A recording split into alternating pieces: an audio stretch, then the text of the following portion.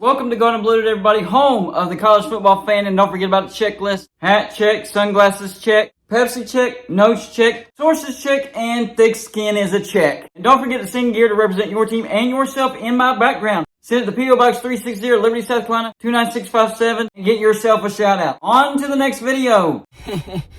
I just love it when people post in the comments section, this guy has absolutely no idea what he's talking about.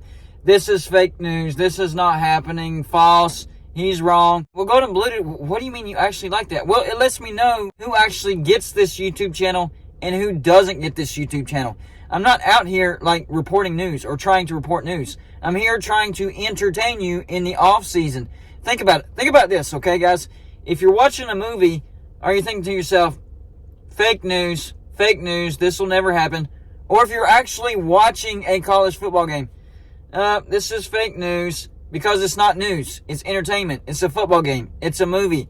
That's what my YouTube channel is. It's entertainment. If I have like real actual news that's breaking that I think is actually going to happen, then I'll say breaking news, or it looks like this could really happen, guys. So on that note, this will be a Get It Gang video. If you don't know what the Get It Gang is, it's basically the name that I came up with, a group of people that leave comments in the comments section for video ideas. So if you think you have a good video idea, leave it in the comments section, and I just might use it. So today's Get It Gang video idea is from Johnny Bays. Not Johnny Blaze, Johnny Bays. If you are a G5, why would you want to be in a power conference? The G5 is about to get an auto bid and 12 teams getting in. Well, there's two sides to this argument, because think about this. If the SEC or the Big Ten offer a group of 5 team, they're not turning it down. Doesn't matter if their path to the playoff is easier in either the AAC, the MAC, Conference USA, Sun Belt, or the Mountain West. If the Big Ten or the SEC offers them, they're going to take it. But you could condense that down to maybe if you're a group of 5 team, why would you join a Power 5 conference that looks like it's dying? That would be the right way to explain that. Because yes, group of 5 teams do have a path to the playoff right now. So taking a chance and joining a Power 5 conference that could possibly be dying can end up biting them in the rear end. Look at the Big East. That's a great example. TCU joined the Big East for like 5 minutes, 10 minutes, however long you want to time it. But then backed out because they realized just how much in trouble the Big East was. They backed out and then joined the Big 12 with West Virginia. So there is a little bit of precedent to that, except they ended up joining a Power 5 conference. They didn't just stay in the Mountain West. And remember what I talked about the other day. Once again, this guy is not a source. It was just interesting what he tweeted. And I'm talking about MacGyver again. I can confirm Tulane reached out to the Big 12, not the Pac-12, to gauge interest and inform the Big 12 that the Pac-12 is interested. Big 12 is cool on Tulane. Wouldn't be a bad addition, but there are better ones ahead of them. That kind of fits into that video idea that Johnny Bays gave. Tulane is a group of 5 team. Maybe the Pac-12 is interested in Tulane, and I did have Tulane on the list of teams that the Pac-12 should be interested in. Tulane meets all the criteria. It would stretch the Pac-12 a little more east, and maybe it would open the door for the Pac-12 to get more teams from the East Coast. Not just group of 5 teams, possibly in the future teams out of the Big 12 or the ACC. So yes, I think Tulane is definitely a team that the Pac-12 should be looking into. Well, according to that tweet, and I'm not saying it's true, not at all, the Pac-12 might actually be interested in Tulane, but Tulane is actually telling the Big 12, hey, the Pac-12 is interested in us, but we're actually more interested in you. So we're just letting you know.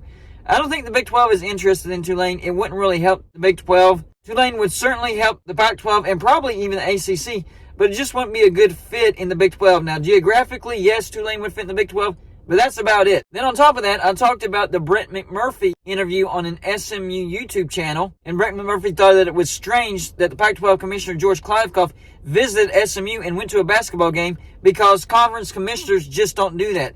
There is no precedent where a conference commissioner went to a university that they're interested in adding to their conference and talking to them. That just doesn't happen. Is that a sign of Pac-12 desperation?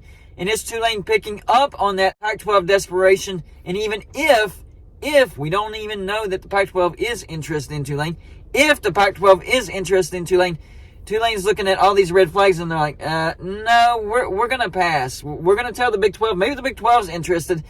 Maybe we'll join the Pac-12, but I'm not sure. This doesn't look good. But in that interview on that SMU YouTube channel, there were a lot of SMU fan responses that were not favorable about the Pac-12. One such response was, SMU should just stay put in the AAC until the smoke clears with Washington, Oregon, and the 2 Arizona schools. So even a team that the Pac-12 is interested in, that the Pac-12 Commissioner George Kliavkoff visited personally, has fans that are like, hold on here. The Pac-12 looks like it's in bad shape. Let's wait until we see what Oregon and Washington decide to do, and the Arizona schools, and see what the Pac-12 looks like after that. Otherwise, we can just stay in the AAC with a chance to still get into the playoffs. The playoffs expanding to 12 teams and accepting the 6th highest conference champions was a game changer for the Group of 5 conferences. Before this, basically the Group of 5 conferences did not have a chance, as far as the members go, of winning a national championship. Yes, Cincinnati finally made the playoffs for a Group of 5 conference in 2021, but they got absolutely obliterated by Alabama. That was the one and probably the only opportunity that a Group of 5 team would have as far as getting into the playoffs in the 14 playoff format. Well, with the 12-team format playoff, they're going to have a lock because it's the top 6 champions. We know there's only 5 Power 5 conferences. So that means that the top Group of 5 champion will get an auto bid into the playoffs. And on top of that, the top 4 conference champions will get an automatic bid. Does that mean that possibly, a Group of 5 champion has a chance, a very small chance of getting a bye week? Yes, I do think that's possible.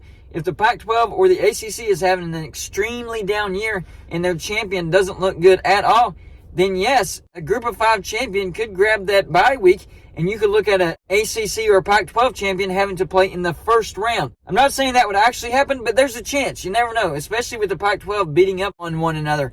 With Utah being a 3-loss champion, and even the ACC looking shaky as well. And you could even throw the Big 12 in there because Kansas State won the Big 12 championship and they had several losses. Because remember, you need 2 of those champions to not look good in order to get that 4th spot. And yeah, this year, a Group of 5 champion would possibly have a chance to get that bye week. But in order for that Group of 5 champion to get that bye week, they need 2 Power 5 conference champions to look bad. Not likely, but definitely possible. So as far as the generic statement of why Group of 5 teams would want to be in a Power 5 conference when the Group of 5 is guaranteed a spot in the playoffs, I think overall that's just not true. Like I said, the Big Ten and the SEC offering a Group of 5 team, yes, they're going to take it. But the chances of that actually happening as far as the SEC and the Big Ten inviting a Group of 5 team, not likely at all. In fact, I would put it at 0. But the Big 12, the ACC, and the Pac-12, that's when things get interesting. Now, we know with the Big 12, they do have a clause in their TV contract that doesn't guarantee any revenue if they add any more Group of 5 teams. But having said that, it could still be a big-time brand to where it gets the interest of Fox to where they could renegotiate. That just means it doesn't guarantee. Doesn't mean it wouldn't happen at all. And with the Pac-12 and the ACC, that's a different story. The ACC, yes, their grant of rights makes it less likely for the ACC to dissolve, but there are loopholes around that, and the ACC might consider adding Group of 5 teams to bump up the numbers needed to vote down the grant of rights. So in other words, they might add Group of 5 teams just to make sure that there's not enough teams to vote down the grant of rights. That's not a bad strategy. And then there's the Pac-12. The Pac-12 is the most desperate conference of them all. A lot of people are talking about possibly losing Oregon and Washington to the Big Ten in the future. And then Arizona State not happy with the TV negotiations. And possibly Colorado and Utah could join them in joining the Big 12. So maybe the Pac-12 needs to start backloading right now before they lose those members. However, these Group of 5 teams are not stupid. They see what's happening. So they want to wait and see if the Pac-12 stabilizes before they actually join. But who knows? Maybe SMU is still going to join. San Diego State is still going to join. The Pac-12 lasts another 5 to 10 years. Maybe in the future they add a Fresno State, a Boise State, or a Rice, and even a Tulane in the future. Who knows? Y'all let me know in the comment section. Number 1, do you think there's any chance whatsoever that any of these Group of 5 teams that the Pac-12 is interested in actually turns down the Pac-12? Next thing is, with playoff expanding to 12 teams and the top 6 conference champions get an automatic bid, and on top of that, the top 4 conference champions get a bye week, what do you think the chances are of a Group of 5 champion actually being able to grab a bye week in the future? And I'll even throw a bonus question in there. What do you think the chances of a Group of 5 conference getting 2 members into the new playoff format? That's all I got for you for this show. Like and subscribe if you haven't already, and I'll see you on my next show.